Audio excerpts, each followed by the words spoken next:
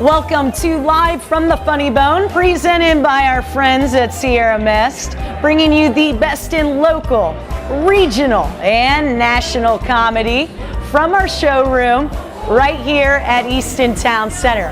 I'm your host, Lesley James from CD 101, flying solo yet again this week. I'm starting to miss Dino. He's still on vacation, but it's all good. He'll be covering for me the next couple of weeks. We've got a great show lined up for you this evening, including national showcaser and Ohio native Mark Riccadonna, plus the Mountain Dew local comedian of the week, Mike Paramore. Stick around, we'll be right back. Thanks for staying with us. As mentioned, our national showcaser this evening is an Ohio native, but moved to the Big Apple at the age of 17 to attend the Academy of Dramatic Arts. He's a regular on the New York City comedy club scene. While I order myself a spicy quesadilla, enjoy Mark Riccadonna.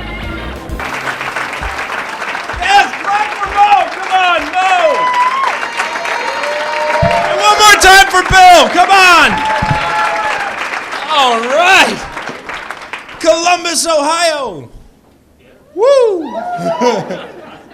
Oh man, I gotta tell you, it's nice to be here. Drove in from New York and drove down here, and I forgot that people in Ohio are so nice, and that scares the shit out of me. I was getting gas, and there was some guy just smiling at me. For no reason. Like, what the is this guy's problem? He comes over, he's like, yeah, man, it's cold out. Good thing you got a jacket. Pedophile? But it's good to be here. I love performing in the Midwest, and I'm originally from Youngstown, Ohio, so it's kind of like coming home. And I've been performing down south all summer, and a lot of people rag on the South, but the South isn't that bad. Actually, it got some of the best food I've ever eaten. Down south, they have Southern barbecue. It is so good when you go to the bathroom, you can actually hear your ass going. That's good barbecue. I was in Chattanooga, Tennessee. Chattanooga, Tennessee has the nicest aquarium in the entire country. Can you believe that? I wouldn't have thought so. I would have thought New York City, but I did some research. New York has the Coney Island Aquarium. If you've never seen a fish smoke, check it out. The Chattanooga Aquarium is pretty sweet, though. You go through, it's 3 floors of aquarium, and at the end, they have this thing called a touch tank, and that's where you roll up your sleeves and you put your hand right in the water, and you touch these nasty, slimy, wiggly things. It's in the men's room. I made $10. But it's good to be here in Easton Town Village Center. Or as I call it, Baby Vegas. It's just like Vegas here, man. When you pull in the parking lot, they have a sign here, what happens in Easton Town. Doesn't matter. Because Columbus, you guys drink. Look, you got the shot. Drink. If you want stories to tell your kids, or if you want kids, drink. How many people are here just to get away from kids? Yeah. I don't have any, but I'm getting at that age that my mom keeps dropping hints on me. She's like, Mark, you're really good with kids. You should think about it. And I'm like, what in the hell am I going to teach a kid? Beer before liquor? But I do want to have a son because I want to name him something. Isn't that the best part of a kid? I'm naming my first one after my grandfather. My grandfather taught me I can do anything I want with my life. I had a teacher in high school who said I couldn't. She failed me in English class because I wrote a paper called the Shadow Report. Shadow Report's where you follow the person who has the job you want for the rest of your life and you write a paper. She failed me because I followed my grandfather, and according to her, retirement isn't a job. But I looked at it like this. My grandpa woke up whenever he wanted. He watched TV. He drank beer.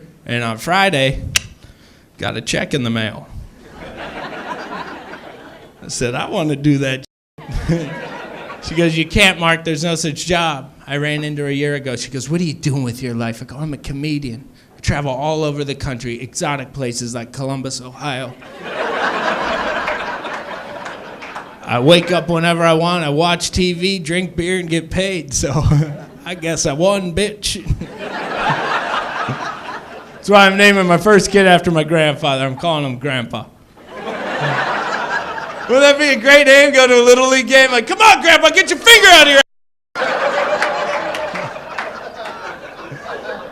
Well, I'm nervous about having a kid because you got to send them to school. My girlfriend's a teacher. Any teachers here? No? There's some kind of a huddle over here. Is there? No? My girlfriend's a teacher, and they keep catching teachers sleeping with their students, and that screws with my head. Because I'm always thinking, where were these teachers when we were in school? They always catch them. First thing they do when they catch them is interview the mom. I don't feel bad for the mom. I feel bad for the dad, because he has to act disappointed.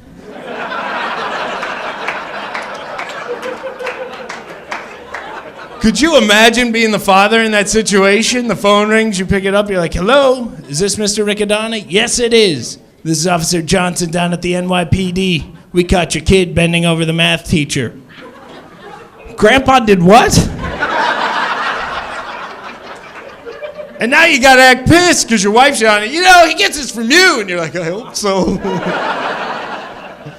You go down to the jail, your kid's behind bars, the cops are staring at you, your wife's staring at you, so you have to act pissed. You're like, son, what you did was wrong, honey. You better get out of here. It's about to get ugly. That's my boy. Just imagine the bumper sticker possibilities for this proud father. My son banged your honor student's math teacher.